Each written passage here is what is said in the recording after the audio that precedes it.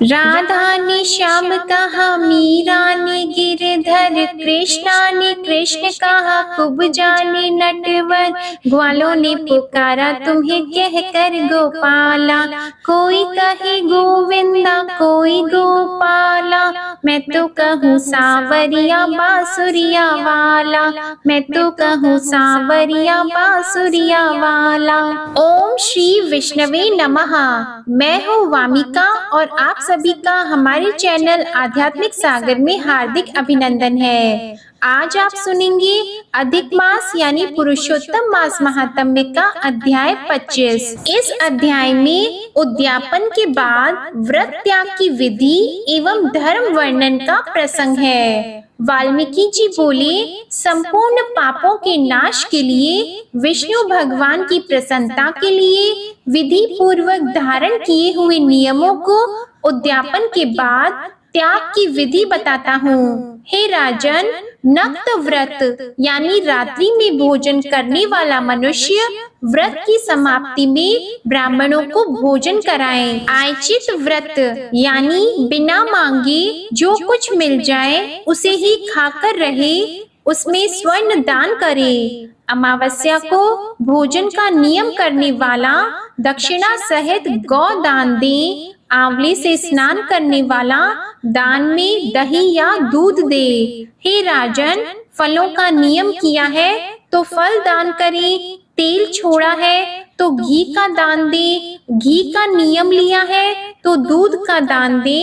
हे राजन, अन्न का नियम लिया है तो गेहूं और चावल दे। हे नृपश्रेष्ठ, पृथ्वी में शयन करने के नियम में रुई का गद्दा, तकिया और चादर सहित शैया दे। पत्तल में भोजन करने वाला घी और शक्कर का दान कर ब्राह्मणों को भोजन कराएं। मौन व्रत में सपत्नीक ब्राह्मण को भोजन कराएं तथा स्वर्ण सहित घंटा तिल का दान दे। हे राजन, नख और बाल न बनवाने के नियम में दर्पण दे। जूता पहनना छोड़ा हो तो जूतों का दान दे। नमक त्यागने पर अनेक प्रकार की रस दान दे। दीप दान किया हो तो पात्र सहित दीप दान करे। भक्ति में अधिमास में जो मनुष्य इस प्रकार करता है वह सदा वैकुंठ वास करता है। तांबे की कटोरी में घी और स्वर्ण की बत्ती रखकर दीप का दान करे। व्रत की संपूर्णता के लिए चाहे एक पल का ही दान करे। एकांतर उपवास में वस्त्र उड़ाकर स्वर्ण के टुकड़े सहित सोने के या मिट्टी के 8 घड़े दान में दे। मास के अंत में छाता जूतों सहित 30 लड्डुओं का दान करें और बोझा ढोने लायक बैल दें। इन सब के अभाव में या असमर्थ होने पर हे राजन, सब व्रतों का सिद्धि दाता ब्राह्मण का आशीर्वाद होता है। संपूर्ण व्रतों की सिद्धि को देने वाला ब्राह्मण का आशीर्वचन कहा गया है, अर्थात ब्राह्मण से आशीर्वचन मिलने पर व्रत पूर्ण हो जाता है। जो मनुष्य एकमात्र अन्न से मल मास को बिताता है वह मनुष्य चतुर्भुज यानी विष्णु रूप होकर परम गति को प्राप्त करता है। इस संसार में एक अन्न से उत्तम कुछ भी नहीं है। एक अन्न के सेवन से सिद्ध मुनिजन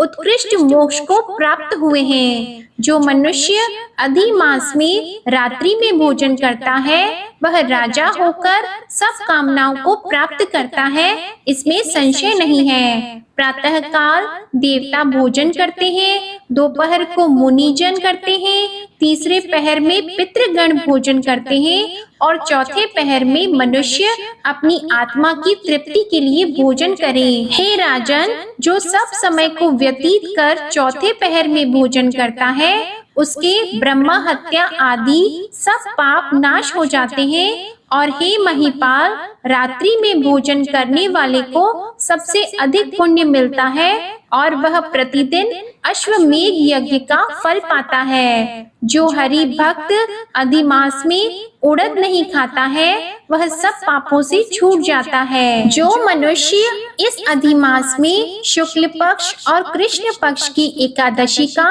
उपवास करता है, वह विष्णु रूप होकर देवताओं से पूजित तथा अप्सराओं से सेवित होकर विष्णु लोक में जाता है। एकादशी व्रत करने वाला दशमी और द्वादशी को एक बार भोजन करे। भगवान की प्रसन्नता के लिए जो ऐसा करता है वह स्वर्ग में जाता है। हे राजन, कुशा के आसन को न त्यागे। जो पुरुष कुशा से झाड़ का काम लेता है वह नरक में जाता है। कुशा अत्यंत पवित्र होती है। कुशा के बिना सभी धर्म क्रिया वृथा है, क्योंकि कुशा की जड़ में ब्रह्मा, बीच में जनार्दन भगवान और अग्र भाग में शंकर जी निवास करते हैं। इसलिए कुशा से मार्जन करें। हे भूपते, शूद्र प्रवृत्ति का व्यक्ति न पलाश के पत्तल में भोजन करे, न यज्ञ का बचा हुआ अन्न खाए, न कभी कुशा के आसन पर बैठे, न यज्ञोपवित्र धारण करे, न वेद की कोई क्रिया करे। इनके विरुद्ध चलने वाला शूद्र पितरों को लेकर नरक में जाता है। 14 इंद्र तक नरक में रहता है। हे राजन, ब्राह्मणों के आशीर्वचन और नमस्कार करने से शूद्र प्रवृत्ति का नाश होता है। हे महाराज, इतना करके व्रत परिपूर्ण होता है और ब्राह्मणों को दक्षिणा न देने से मनुष्य नरक में जाता है। व्रत में विघ्न होने से अंधा होता है। हे भूपते, पृथ्वी के देवता ब्राह्मणों के आशीर्वाद से ही मनुष्य स्वर्ग को जाता है। इस व्रत त्याग की विधि और धर्म वर्णन को वाल्मीकि जी ने दृढ़ धन्वा से कहा था। अगले अध्याय में आप सुनेंगे दृढ़ धन्वा का तप एवं स्वर्ग गमन और एक वानर की कथा। इसी के साथ अब आप सुनिए भगवत गीता का यह अध्याय। भगवान श्री कृष्ण अर्जुन से बोले, हे अर्जुन, यह शरीर क्षेत्र है ऐसे कहा जाता है, और इसको जो जानता है उसको क्षेत्रज्ञ, ऐसा उनके तत्व को जानने वाले ज्ञानी जन कहते हैं। और हे अर्जुन, तू सब क्षेत्रों में क्षेत्रज्ञ अर्थात जीवात्मा भी मेरे को ही जान। और क्षेत्र क्षेत्रज्ञ का अर्थात विकार सहित प्रकृति का और पुरुष का जो तत्व से जानना है वह ज्ञान है, ऐसा मेरा मत है। इसलिए वह क्षेत्र जो है और जैसा है तथा जिन विकारों वाला है और जिस कारण से जो हुआ है, तथा वह क्षेत्रज्ञ भी जो है और जिस प्रभाव वाला है, वह सब संक्षेप से मेरे से सुन। यह क्षेत्र और क्षेत्रज्ञ का तत्व ऋषियों द्वारा बहुत प्रकार से कहा गया है, अर्थात समझाया गया है, और नाना प्रकार के वेद मंत्रों से विभाग पूर्वक कहा गया है, और अच्छी प्रकार निश्चय किए हुए युक्ति युक्त ब्रह्मा सूत्र के पदों द्वारा भी वैसे ही कहा गया है। हे अर्जुन, वही मैं तेरे लिए कहता हूँ कि 5 महाभूत अर्थात आकाश, वायु, अग्नि, जल और पृथ्वी का सूक्ष्म भाव,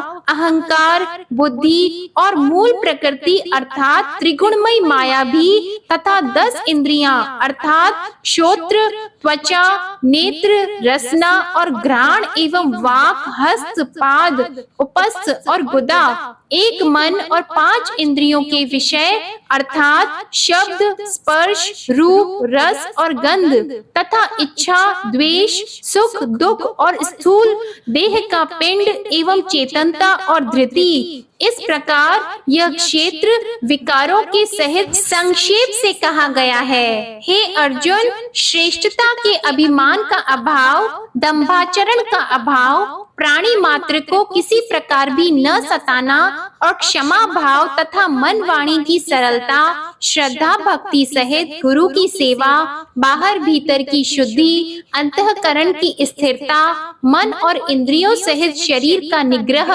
इस लोक और परलोक के संपूर्ण भोगों में आसक्ति का अभाव और अहंकार का भी अभाव, एवं जन्म मृत्यु जरा और रोग आदि में दुख दोषों का बारंबार विचार करना, पुत्र, स्त्री, घर और धनादि में आसक्ति का अभाव और ममता का न होना तथा प्रिय अप्रिय की प्राप्ति में सदा ही चित्त का सम रहना, अर्थात मन के अनुकूल अथवा प्रतिकूल के प्राप्त होने पर हर्ष, शोक आदि विकारों का न होना, मुझ परमेश्वर में एक ही भाव से स्थिति रूप ध्यान योग के द्वारा अव्यभिचारिणी भक्ति तथा एकांत और शुद्ध देश में रहने का स्वभाव और विषयासक्त मनुष्यों के समुदाय में प्रेम का न होना तथा अध्यात्म ज्ञान में नित्य स्थिति और तत्व ज्ञान के अर्थ रूप परमात्मा को सर्वत्र देखना, यह सब तो ज्ञान है और जो इससे विपरीत है वह अज्ञान है, ऐसा कहा जाता है। हे अर्जुन, जो जानने के योग्य है तथा जिसको जानकर मनुष्य परमानंद को प्राप्त होता है उसको अच्छी प्रकार कहूँगा।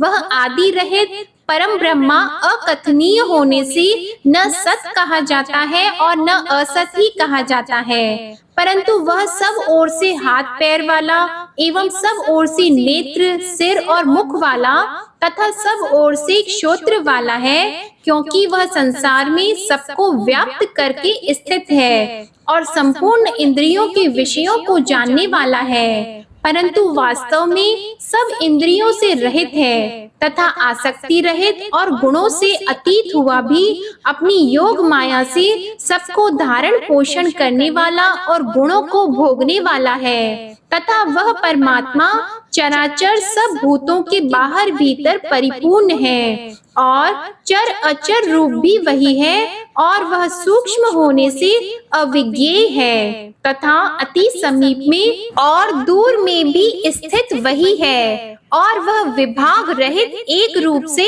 आकाश के सदृश परिपूर्ण हुआ भी चराचर संपूर्ण भूतों में पृथक पृथक के सदृश स्थित प्रतीत होता है तथा वह जानने योग्य परमात्मा विष्णु रूप से भूतों को धारण पोषण करने वाला और रुद्र रूप से संहार करने वाला तथा ब्रह्मा रूप से सबका उत्पन्न करने वाला है। वह ब्रह्मा ज्योतियों का भी ज्योति एवं माया से अति परे कहा जाता है तथा वह परमात्मा बोध स्वरूप और जानने के योग्य है एवं तत्व ज्ञान से प्राप्त होने वाला और सबके हृदय में स्थित है। हे अर्जुन, इस प्रकार क्षेत्र तथा ज्ञान और जानने योग्य परमात्मा का स्वरूप संक्षेप से कहा गया। इसको तत्व से जानकर मेरा भक्त मेरे स्वरूप को प्राप्त होता है। हे अर्जुन, प्रकृति अर्थात त्रिगुणमयी मेरी माया और जीवात्मा अर्थात क्षेत्रज्ञ, इन दोनों को ही तू अनादि जान और राग द्वेष आदि विकारों को तथा त्रिगुणात्मक संपूर्ण पदार्थों को भी प्रकृति से ही उत्पन्न हुआ जान, क्योंकि कार्य और करण के उत्पन्न करने में हेतु प्रकृति कही जाती है और जीवात्मा सुख दुखों के भोक्तापन में अर्थात भोगने में हेतु कहा जाता है। परंतु प्रकृति में स्थित हुआ ही पुरुष प्रकृति से उत्पन्न हुए त्रिगुणात्मक सब पदार्थों को भोगता है और इन गुणों का संग ही इस जीवात्मा के अच्छी बुरी योनियों में जन्म लेने में कारण है। वास्तव में तो यह पुरुष इस देह में स्थित हुआ भी पर अर्थात त्रिगुणमय माया से सर्वथा अतीत ही है। केवल साक्षी होने से, उपद्रष्टा और यथार्थ सम्मति देने वाला होने से, अनुमंता एवं सबको धारण करने वाला होने से, भर्ता जीव रूप से भोक्ता तथा ब्रह्मा आदिकों का भी स्वामी होने से, महेश्वर और शुद्ध सच्चिदानंद घन होने से परमात्मा ऐसा कहा गया है। इस प्रकार पुरुष को और गुणों के सहित प्रकृति को जो मनुष्य तत्व से जानता है वह सब प्रकार से बरतता हुआ भी फिर नहीं जन्मता है, अर्थात पुनर्जन्म को नहीं प्राप्त होता है। हे अर्जुन, उस परम पुरुष परमात्मा को कितने ही मनुष्य तो शुद्ध हुई सूक्ष्म बुद्धि से ध्यान के द्वारा हृदय में रखते हैं तथा अन्य कितने ही ज्ञान योग के द्वारा देखते हैं और अपर कितने ही निष्काम कर्म योग के द्वारा देखते हैं, परंतु इनसे दूसरे अर्थात जो मंद बुद्धि वाले पुरुष हैं, वे स्वयं इस प्रकार न जानते हुए दूसरों से अर्थात तत्व के जानने वाले पुरुषों से सुनकर ही उपासना करते हैं, अर्थात उन पुरुषों के कहने के अनुसार ही श्रद्धा सहित तत्पर हुए साधन करते हैं, और वे सुनने के परायण हुए पुरुष भी मृत्यु रूप संसार सागर को निसंदेह तर जाते हैं। हे अर्जुन, यावन मात्र जो कुछ भी स्थावर जंगम वस्तु उत्पन्न होती है, उस संपूर्ण को तू क्षेत्र और क्षेत्रज्ञ के संयोग से ही उत्पन्न हुई जान, अर्थात प्रकृति और पुरुष के परस्पर के संबंध से ही संपूर्ण जगत की स्थिति है। वास्तव में तो संपूर्ण जगत नाशवान और क्षण भंगुर होने से अनित्य है। इस प्रकार जानकर जो पुरुष नष्ट होते हुए सब चराचर भूतों में नाश रहित परमेश्वर को समभाव से स्थित देखता है, वही देखता है, क्योंकि वह पुरुष सब में समभाव से स्थित हुए परमेश्वर को समान देखता हुआ अपने द्वारा आपको नष्ट नहीं करता है, अर्थात शरीर का नाश होने से अपने आत्मा का नाश नहीं मानता है। इससे वह परम गति को प्राप्त होता है। और जो पुरुष संपूर्ण कर्मों को सब प्रकार से प्रकृति से ही किए हुए देखता है, अर्थात इस बात को तत्व से समझ लेता है कि प्रकृति से उत्पन्न हुए संपूर्ण गुण ही गुणों में बरतते हैं तथा आत्मा को अकर्ता देखता है, वही देखता है। और यह पुरुष जिस काल में भूतों के न्यारे न्यारे भाव को एक परमात्मा के संकल्प के आधार स्थित देखता है तथा उस परमात्मा के संकल्प से ही संपूर्ण भूतों का विस्तार देखता है, उस काल में सच्चिदानंद घन ब्रह्मा को प्राप्त होता है। हे अर्जुन, अनादि होने से और गुणातीत होने से यह अविनाशी परमात्मा शरीर में स्थित हुआ भी वास्तव में न करता है और न लिपायमान होता है। जिस प्रकार सर्वत्र व्याप्त हुआ भी आकाश सूक्ष्म होने के कारण लिपायमान नहीं होता है, वैसे ही सर्वत्र देह में स्थित हुआ भी आत्मा गुणातीत होने के कारण देह के गुणों से लिपायमान नहीं होता है। हे अर्जुन, जिस प्रकार एक ही सूर्य इस संपूर्ण ब्रह्मांड को प्रकाशित करता है, उसी प्रकार एक ही आत्मा संपूर्ण क्षेत्र को प्रकाशित करता है, अर्थात नित्य बोध स्वरूप एक आत्मा की ही सत्ता से संपूर्ण जड़ वर्ग प्रकाशित होता है। इस प्रकार क्षेत्र और क्षेत्रज्ञ के भेद को तथा विकार सहित प्रकृति से छूटने के उपाय को जो पुरुष ज्ञान नेत्रों द्वारा तत्व से जानते हैं, वे महात्मा जन पर ब्रह्मा परमात्मा को प्राप्त होते हैं। ओम नमो भगवते वासुदेवाय नमः। भगवत गीता का यह अध्याय समाप्त हुआ। जो भी मनुष्य इस अध्याय को पढ़ता, सुनता और अभ्यास करता है, वह मनुष्य भगवान श्री विष्णु के लोक को जाता है। यह थी आज की अधिक मास महात्म्य की कथा। आशा करती हूँ आपको आज की कथा पसंद आई होगी और आप हमारी आने वाली वीडियो का भी इंतजार करेंगे।